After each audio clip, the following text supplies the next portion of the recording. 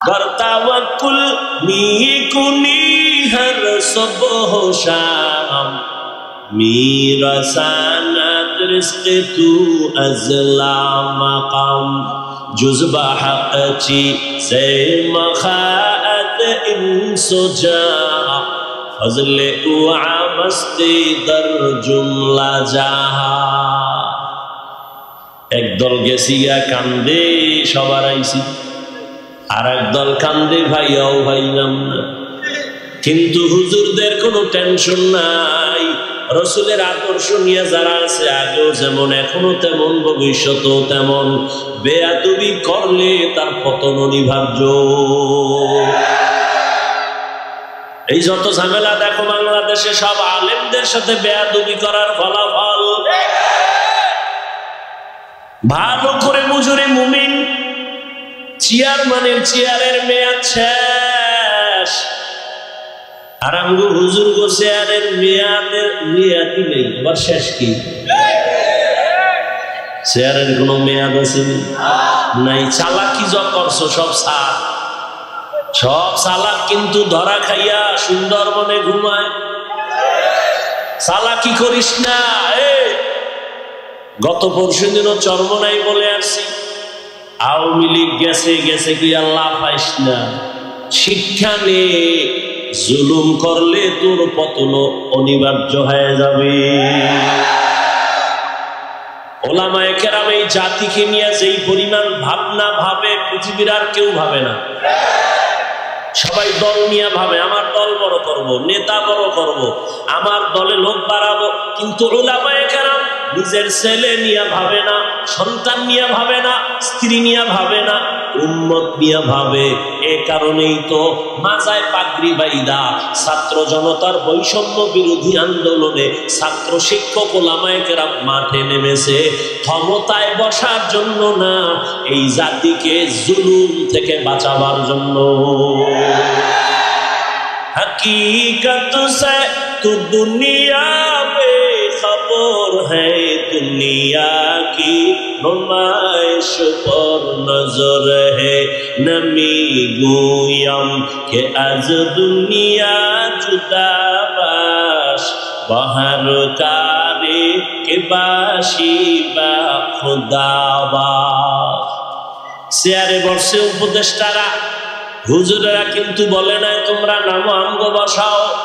হুজুরেরা একটা সিগন্যাল দিয়ে রাখছে, রেড সিগন্যাল, জুলুম করলে কোনো ছাড় নাই।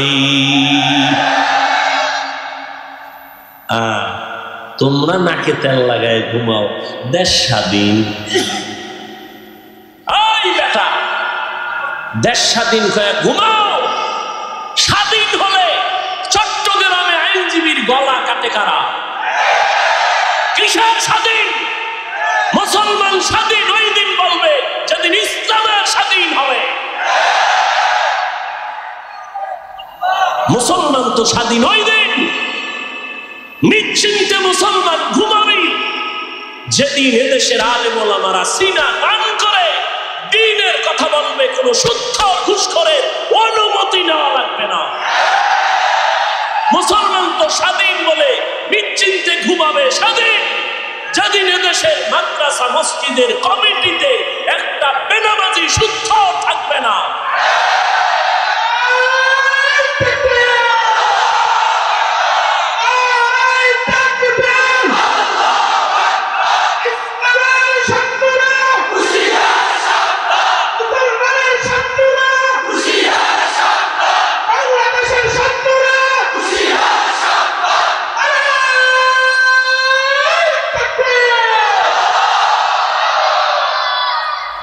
এইনে যত মানুষ বসা আছে, এই একটা মহা এক মুসিবত শুরু।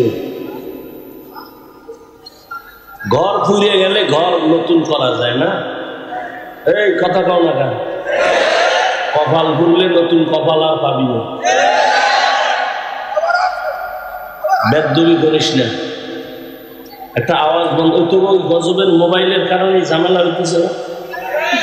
ছবি উঠাবি, রেকর্ড করবি, গজবটাতে এই জায়গায় দিয়ে লাগছে। তোদের যদি মোহাব্বত থাকতো তো আরো 6 ঘন্টা আগে ভিতরে ভিতরে আল্লাহ সবাইকে হেদায়েত দান করুন। এখানে যত মানুষ আছে বেশিরভাগ মোটামুটি সরল মানুষ, সাধারণ মানুষ, তাই তো? এগো যদি বই হাতে লইয়া বুঝাই ইসকন কি, এই হেই, এটা কিছু মানুষ বুঝবে, কিছু মানুষ বুঝবে না। যদি কেউ হিন্দু তাই বুঝে না, ও সব বাদ। আমি তো একটু মানে কি বলে কাটছাট কথা বলি যাতে সহজে বুঝেন। আজকে থেকে একটা শপথ করেন যে ওলামায়ে কেরামের পেছন ছাড়া, তাদের পরামর্শ ছাড়া আমি কোনো লাইনে যাব না। ওলামায়ে ঘরে আর কেউ আছে? এই তোমরা কথা বলো কেন বাবা, বলো তো। মানুষ ভালো হইতে বহু সময় লাগে, কপাল করতে 1 সেকেন্ড লাগে না। কষ্ট করে আসছো, মহব্বতে আসছো, সওয়াবের আশায়। নিজেরও ক্ষতি করো না, অন্যেরও ক্ষতির চেষ্টা করিও না। ইশারায় কাজ করো, কথা হবে কেন? আল্লাহ মজলিসকে কবুল করেন। আমি আপনাদের দোয়া নিতে আসছি। দোয়া আমার খুব চলার পথের এক পুঁজি। আমার ইলম নাই, আমল নেই, মোটামুটি কিছু আল্লাহর বান্দাদের দোয়া নিয়ে চলতেছে। আর দোয়া অনেক পাওয়ারই একটা শক্তি। আর দোয়া ও মুখুল ইবাদা, অফি রাওয়ায়াতিন আদ-দুআ হুয়াল ইবাদা। দোয়া ইবাদতের মগজবাদ, দোয়াটাই একটা স্বতন্ত্র ইবাদত। সংক্ষেপ 2-4টি কথা বলার নিয়তে কোরআনে হাকিমের এক আয়াতে কারিমা তিলাওয়াত করেছি, নবীজির হাদিস থেকে এক টুকরো হাদিস পড়েছি। ইখলাসুল নিয়তের সমন্বয়ে কিছু কথা আয়াত হাদিসের আলোকে সহি নিয়তে, সহি তরিকায়, সহি কিছু কথা বলার মতো, সুন্দর মতো আমাকে আপনাদের সকলকেই আল্লাহ তৌফিক দান করেন। কুল ইয়া ইবাদিয়াল্লাযীনা আসরাফু আলা আনফুসিহিম। আল্লাহ বলেন, হে আমার প্রিয় বান্দা বান্দিরা, তোমরা যারা গুনাহ করে নিজেদের উপরে জুলুম করেছো, লা তাকনাতু মির রাহমাতিল্লাহ, আমার রহমত দয়া থেকে তোমরা কেউ ফিরে যেও না, নিরাশ হও না। ইন্নাল্লাহা ইয়াগফিরুদ যুনুবা জামিআ, নিশ্চয়ই আমি আল্লাহ সবার গুনাহকে মাফ করে দিব। ইন্নাহু হুয়াল গফুরুর রহিম, নিশ্চয়ই আমি আল্লাহ চূড়ান্ত ক্ষমাশীল, পরম করুণাময়। নবীজি বলেন, আত-তাইবু মিনাজ যামবি কামান লা যামবা লাহ। যে ব্যক্তি গুনাহ থেকে তওবা করে, আল্লাহ তাকে এতটা পবিত্র করে দেন যে মনে হয় সে জীবনে কোনো গুনাহই করে নাই। এই মজলিস গুনাহ মাফের মজলিস, তওবা কবুল হওয়ার মজলিস।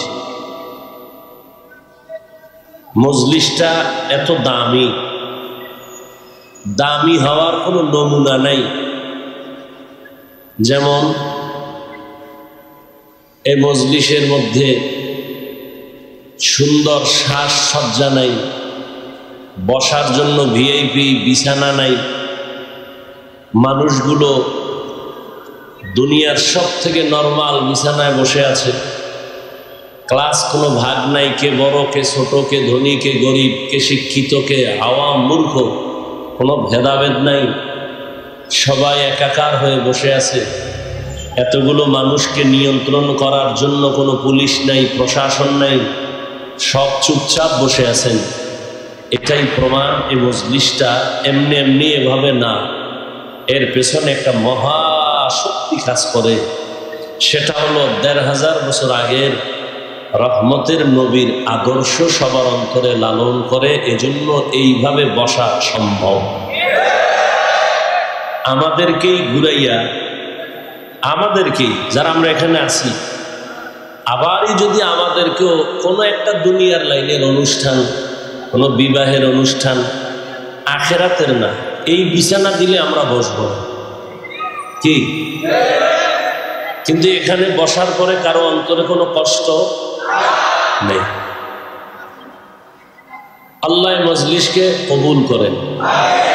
মাদ্রাসাকে কবুল করেন, ছাত্র ওস্তাদদেরকে কবুল করেন, মুহিব্বিন মুতাআল্লিকিন যারা সবাইকে আল্লাহ কবুল করেন, এলাকাবাসীকে আল্লাহ কবুল করেন, ব্যবসায়ী চাকরিজীবী যারা আল্লাহ তাদেরকে হালাল পন্থায় কবুল করেন।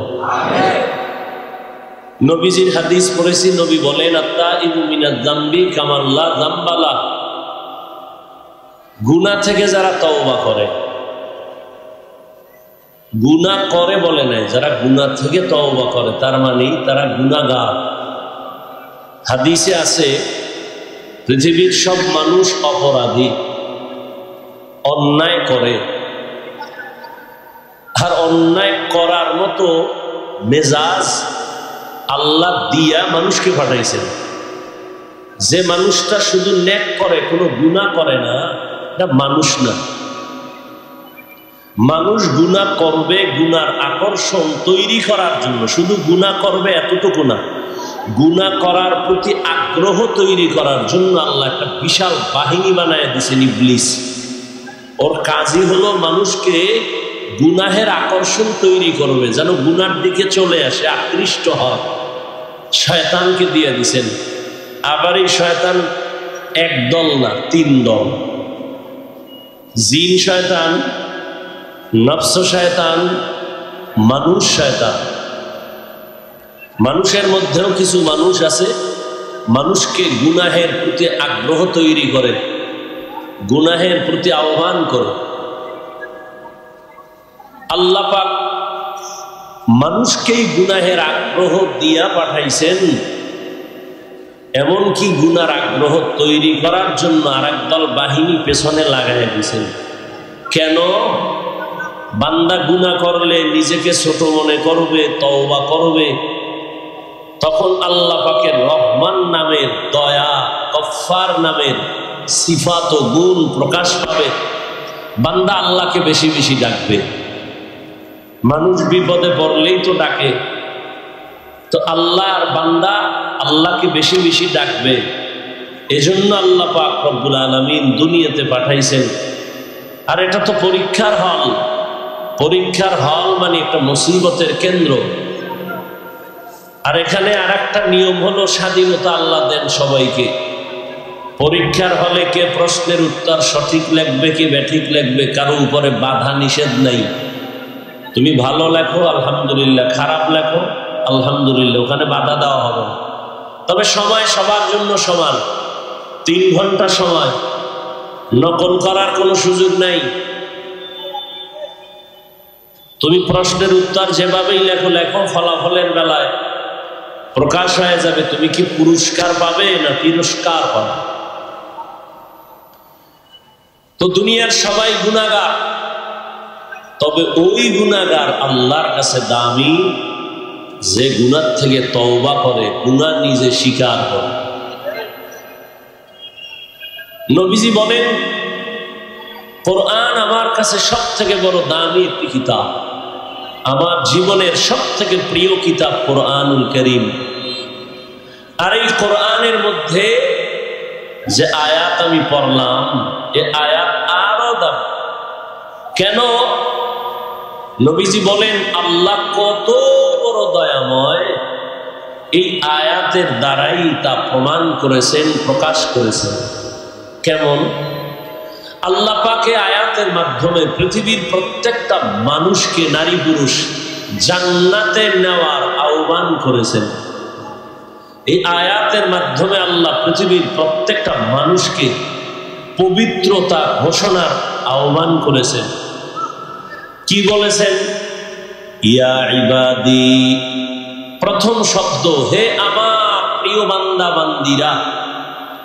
বান্দা শব্দ বলেছেন, বলেন নাই আমার হে মুসলমানেরা, হে মুমিনেরা। যদি মুমিন বলতেন, মুসলমান বলতেন, তো গায়রে মুসলমান যারা ইমানদার না তারা বাদ হয়ে যেত। আল্লাহ এখানে জান্নাত দেওয়ার আহ্বান করার ক্ষেত্রে, তওবার ক্ষেত্রে একটা শব্দ ব্যবহার করেছেন, বান্দা। আরবি হলো আব্দুন, আব্দ বা আবেদ মানে বান্দা। বান্দা বলে পৃথিবীর প্রত্যেকটা মানুষ এই কথার ভেতরে শামিল। পৃথিবীর সব মানুষ কার বান্দা? জবান খুলেন, আল্লাহর বান্দা। হিন্দু আল্লাহর বান্দা, ইহুদি খ্রিস্টান কার বান্দা? আচ্ছা, এখানে আরো কথা, বান্দা তো বললেনই, আমার বান্দা বললেন কেন? ইয়া ইবাদি, আমার বান্দা। আরে সবই তো আল্লাহর বান্দা, আবার আমার বান্দা বললেন কেন? বান্দা বললেই তো হইতো। এর জবাব কয়েকটা। এক নাম্বার জবাব হলো, পৃথিবীর কিছু মানুষ আল্লাহর বান্দা বটে, তবে দুনিয়া, ক্ষমতা, সম্পদ সবকিছু পাইয়া আল্লাহর বান্দা কথাটা ভুলে গেছে। শুধু ভুলেই যায় নাই, বরং বিপরীত লাইনে তার গুরু আর একজনকে বানায় নিছে।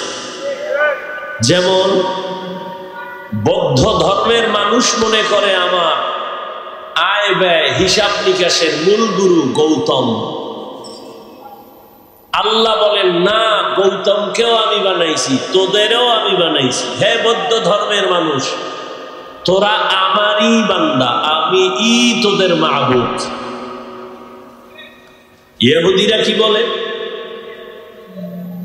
পয়গম্বর উযায়ের আলাইহিস সালাম একজন নবী, বলে তিনি আমাদের সবথেকে বড় গুরু, তিনি আমাদের আয় ব্যয়ের হিসাবদাতা, তিনি আমাদের কল্যাণ করার ক্ষমতা রাখেন। আল্লাহ বলেন, এই ইহুদি ধর্মের মানুষ, উযায়েরকে আমি বানাইছি, তোদেরকেও আমি বানাইছি, তোরা আমারই বান্দা, আমি তোদের মাবুদ। খ্রিস্টানেরা বলে, খ্রিস্টানদের মধ্যে আবার দুই দল। এক দল বলে ঈসা নবী আমাদের খোদা, ঈসা হলো আল্লাহর ছেলে, মারিয়াম ঈসার মা হলো আল্লাহর স্ত্রী। আবার একদল খ্রিস্টানদের মধ্য থেকে বলে, না, ঈসা নবীর যেহেতু কোনো বাবা নাই, অতএব ঈসা হলেন যারস সন্তান। তাহলে ইহানে দুই দল। এক দল অতি আবেগে করছে শিরিক, আর এক দল দুশ্মনী করতে যাইয়া কি বলছে, আল্লাহ ঈসার যেহেতু বাপ নাই, তাহলে এটা অবৈধ সন্তান। আর আবেগওয়ালারা কি বলছে, যেহেতু ঈসার বাপ নাই, আল্লাহ তার বাবা। আল্লাহর কোনো বাবা আছেন?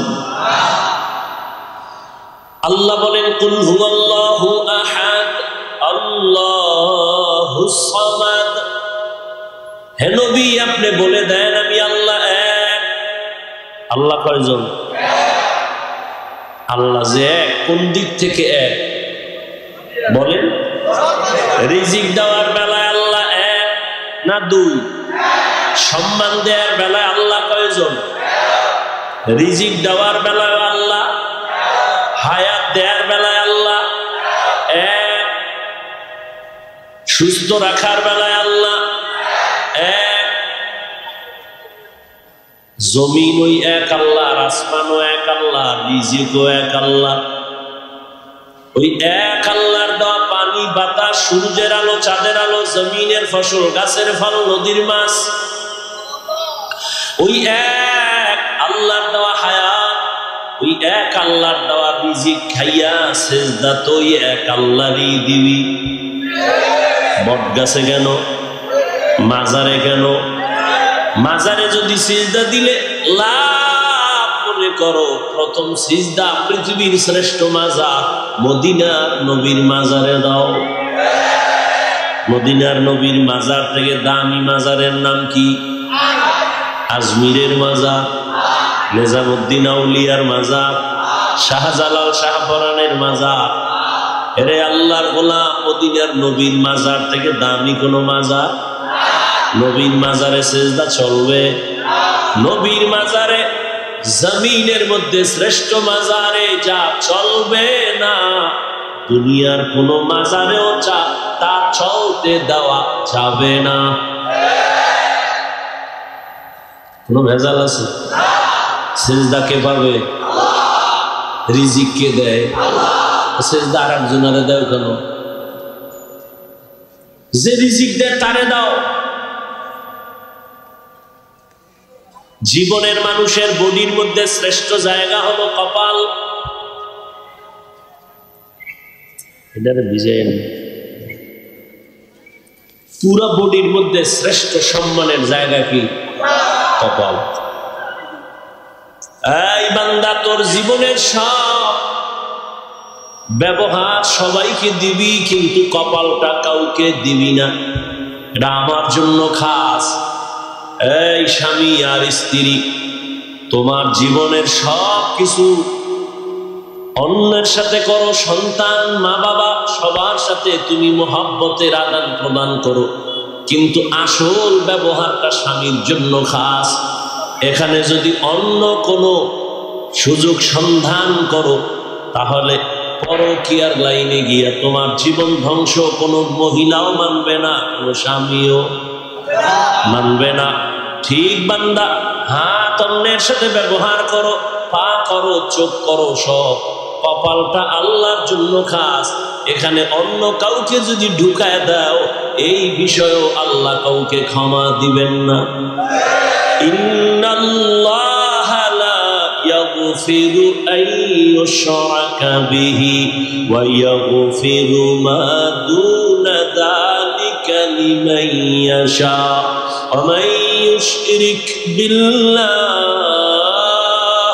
ফাকাদ দাল্লা দালালান বাঈদা ওয়া মান ইউশরিক বিল্লাহ ফাকাদ ইফতারা ইসমান আযীমা ওয়া মান ইউশরিক বিল্লাহ ফাকাদ হারামাল্লাহু আলাইহিল জান্নাহ।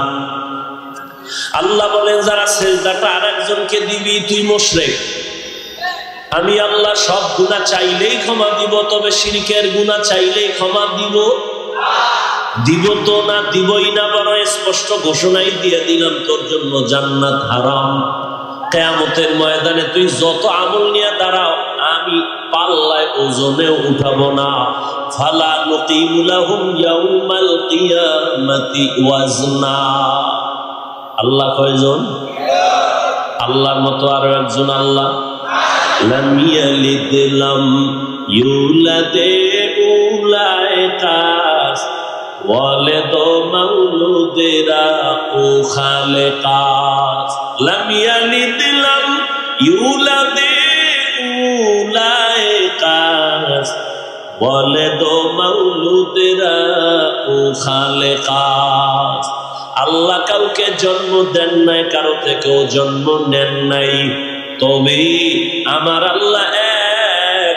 সন্তান আল্লাহ দেন না, আল্লাহ কারো সন্তান না, তিনিও কোনো সন্তান জন্ম দেন নাই। তবে দুনিয়াতে যত মানুষ বানানো পাঠানো সব আমার আল্লাহর কুদরতের ক্ষমতা। নাফিস সাহেব সন্তান দিতে পারে? পীর সন্তান দিলে নিঃসন্তান নারী থাকতো দুনিয়ায়? সন্তান দেয়ার মালিককে। যদি কেউ মনে করে আরো কেউ সন্তান দিতে পারে, মনে করার নাম শিরক। যারা মালিককে, গ্রামীণ ব্যাংক, চাকরি, হ্যাঁ, সার্টিফিকেট, এই সার্টিফিকেট ওয়ালা চাকরি না করলে খাবি কি? আমরা হুজুরেরা খাই কি? মহামারী করোনায় তাকায় কি দেখো নাই? চাকুরিজীবীর চাকুরি নাই, ব্যবসা নাই, স্কুল কলেজ সব বন্ধ, লেখাপড়া বন্ধ, গাড়ি বন্ধ, ফ্যাক্টরি বন্ধ, ট্রেন বন্ধ, সব বন্ধ হয়ে গেল। আমগো টুপিওয়ালাদের একটা মাদ্রাসাও বন্ধ হয় নাই। রিজিক দেয় কে? তাওয়াক্কুল নিয়ে কুনি হর সবহ শাম میرساند رزق تو از لامقام جز به حق چیز مخاعت انس و جان فضل او عمستی در جمله جهان একদল গেছিয়া কান্দে সবার আইছি আর একদল কান্দে ভাইয়াও ভাইলাম না কিন্তু হুজুরদের কোনো টেনশন নাই রসুলের আদর্শ নিয়ে যারা আছে আগেও যেমন এখনো তেমন ভবিষ্যতেও তেমন বেয়াদবি করলে তার পতন অনিবার্য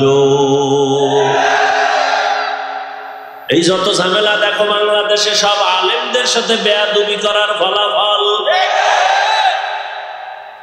ভালো করে মুজুরে মুমিন চেয়ারম্যানের চেয়ারের মেয়াদ শেষ আর আমগো হুজুর গো চেয়ারের মেয়াদই নেই আবার শেষ কি চেয়ারের কোনো মেয়াদ আছে নাই চালাকি যা করছো সব চালাক কিন্তু ধরা খাইয়া সুন্দরবনে ঘুমায় চালাকি করিস না গত পরশু দিন চরমনাই বলে আসছি আওয়ামী লীগ গেছে কি আল্লাহ পাইস না শিক্ষা নে জুলুম করলে তোর পতন অনিবার্য হয়ে যাবে ওলামায়ে কেরাম এই জাতিকে নিয়ে যেই পরিমাণ ভাবনা ভাবে পৃথিবীর আর কেউ ভাবে না সবাই দল নিয়ে ভাবে আমার দল বড় করব, নেতা বড় করব, আমার দলে লোক বাড়াবো, কিন্তু উলামায়ে কেরাম নিজের ছেলে নিয়ে ভাবে না, সন্তান নিয়ে ভাবে না, স্ত্রী নিয়ে ভাবে না, উম্মত নিয়ে ভাবে। এ কারণেই তো মাজায় পাগড়ি বাইদা ছাত্র জনতার বৈষম্য বিরোধী আন্দোলনে ছাত্র শিক্ষক ওলামায়ে কেরাম মাঠে নেমেছে ক্ষমতায় বসার জন্য না, এই জাতিকে জুলুম থেকে বাঁচাবার জন্য। हकीकत से तू दुनिया बेखबर है, दुनिया की नुमाइश पर नजर है, नमी गोयम के आज दुनिया जुदा बाश बाहर कारे के बाशी बा खुदाबाश। চেয়ারে বসে উপদেষ্টারা হুজুরেরা কিন্তু বলে নাই তোমরা নামো আমগো বসাও, হুজুরেরা একটা সিগন্যাল দিয়ে রাখছে, রেড সিগন্যাল, জুলুম করলে কোনো ছাড় নাই। তোমরা নাকে তেল লাগায় ঘুমাও, দেশ স্বাধীন। ওই বেটা, দেশ স্বাধীন হয়ে ঘুমাও। স্বাধীন হলে চট্টগ্রামে আইনজীবীর গলা কাটে কারা? কিসের স্বাধীন? মুসলমান স্বাধীন ওই দিন বলবে যেদিন ইসলামের স্বাধীন হবে। মুসলমান তো স্বাধীন ওই দিন, নিশ্চিন্তে মুসলমান ঘুমাবি যেদিন এদেশের আলেম ওলামারা সিনা টান করে দ্বীনের কথা বলবে, কোন সুদ ঘুষখোরের অনুমতি নেওয়া লাগবে না। মুসলমান তো স্বাধীন বলে নিশ্চিন্তে ঘুমাবে স্বাধীন যেদিন এদেশের মাদ্রাসা মসজিদের কমিটিতে একটা বেনামাজি শুদ্ধ থাকবে না।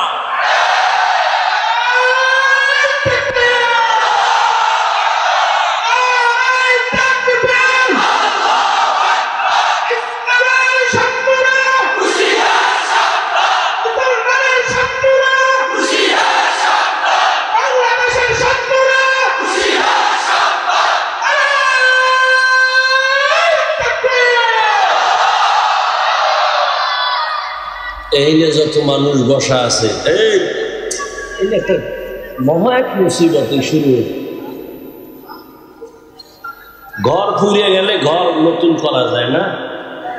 এই কথা কও না কেন? কপাল ফুরলে নতুন কপাল আর পাবি না।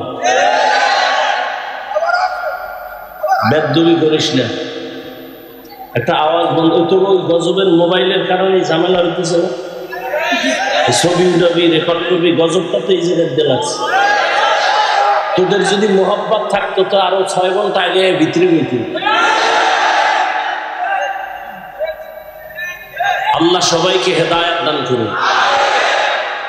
এখানে যত মানুষ আছে বেশিরভাগ মোটামুটি সরল মানুষ, সাধারণ মানুষ, তাই তো? এখন যদি বই হাতে লইয়া বুঝাই ইসকন কি, এই এটা কিছু মানুষ বুঝবে, কিছু মানুষ বুঝবে না। যদি কেউ হিন্দু তাই বুঝে না, ও সব বাদ। আমি তো একটু মানে কি বলে কাটছাট কথা বলি যাতে সহজে বুঝেন। আজকে থেকে একটা শপথ করেন যে ওলামায়ে কেরামের পেছন ছাড়া, তাদের পরামর্শ ছাড়া আমি কোনো লাইনে যাব না। ওলামায়ে কেরাম যদি বলে এটা খারাপ, খারাপ, এটা ভালো, ভালো। বুঝে আসছে কথা? খুব সাবধান। তো যে কথা বলতেছিলাম, আল্লাহ সব মাফ করলো, শিরিকের গুনাহ মাফ। আল্লাহ আমাদের শিরিক মুক্ত, ঈমান এবং বিদআত মুক্ত আমলওয়ালা বানায় দেয়। قل يا عبادي الذين أسرفوا على أنفسهم لا تقنطوا من رحمة الله إن الله يغفر الذنوب جميعا إنه هو الغفور الرحيم। আল্লাহ তাআলা বলেন, হে গোলাম, আমি তোমাদেরকে বড় আদর করে ডাক দিলাম, তোমরা আমার বান্দা। দুনিয়াতে যারা মনে করো তোমরা অন্যের গোলাম, না, তোমরা আমার বান্দা। যারা মনে করো ঈসা নবী তোমাদের গুরু, না, আমি ঈসাকে বানাইছি আমি আল্লাহ, তোমাদেরও বানাইছি আমি আল্লাহ। ঈসাও আমার বান্দা, তোমরাও আমার বান্দা, আমি আল্লাহ তোমাদের মাবুদ।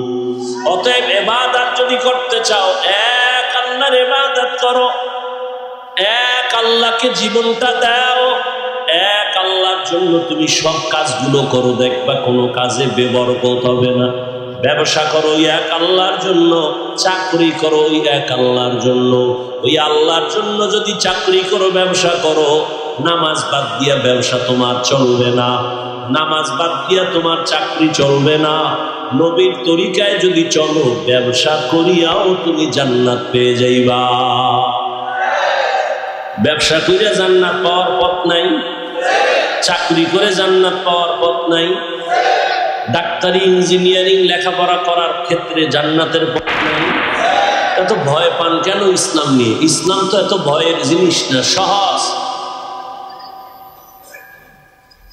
জুতা দুইটা আপনি পরেন, আমিও জুতা পরি না? নবীর আদর্শে পড়বেন, দেখবেন কোনো কষ্ট নাই। জুতা পরাটাও ইবাদত হয়ে যায়।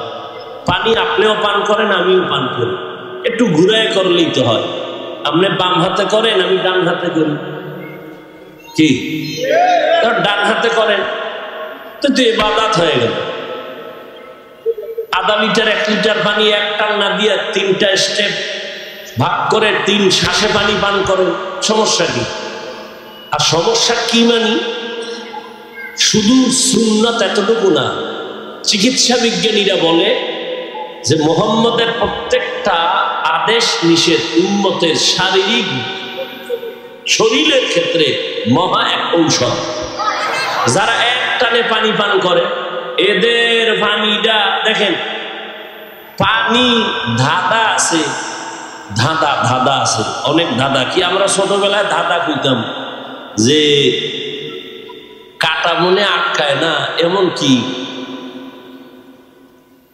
তো এই শ্লোক কইতাম ছোটবেলা, কি কয় পানি, এটা কোথাও আটকায় না। কিন্তু খেয়াল করছেন ওই পানি গিয়ে গলায় আটকায় না? আমি আল্লাহর জাতের কসম করে বলে যাই, সুন্নত তরিকায় পানি পান করো, কোনোদিন পানি গলায় আটকাবে না ইনশাআল্লাহ। সুন্নত তরিকায় কেমনে? বাম হাতে লই এক টান, হ্যাঁ,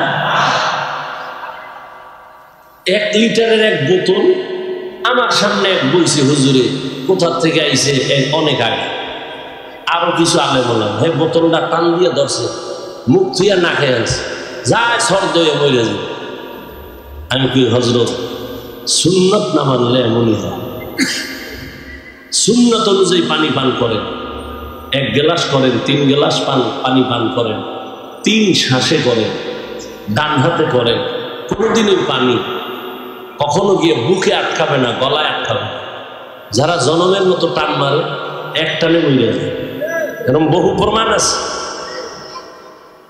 এই জন্য চিকিৎসা বিজ্ঞানীরা বলেছে যে মহামনীষী দোজাহানের সরদার যতটা থিওরি দিয়েছে মানুষকে, সবগুলো মানুষের শরীরের অংশ। শরীরের কি? এই যে দাঁড়ায় প্রস্রাব করে গরুর মতো আছে না, গরুর মতোই, শুধু পাও দুইটা কম, পাও দুইটা কি কম। বিজ্ঞান কি বলে? হুজুর গোটা তো মানবে না, এই জাতির কপাল পড়ছে। আমরা আজীবন কইছি দোনো হাত ধুইয়া খাইতে, এখন ধুইতো না, আল্লাহকে কানে ধইরা দোয়াইতেছি, এখন কেমন লাগে? করোনা এসে এখন খালি পকেটে মেডিসিন বাইর করে আর ধোয়, আমারও কয় ধুইবেন নি। তো আমরা যে এতদিন ধুইছি, দোয়ার ওয়াজ করছি, শুনে নাই। এখন যতবার ধুইবে কোনো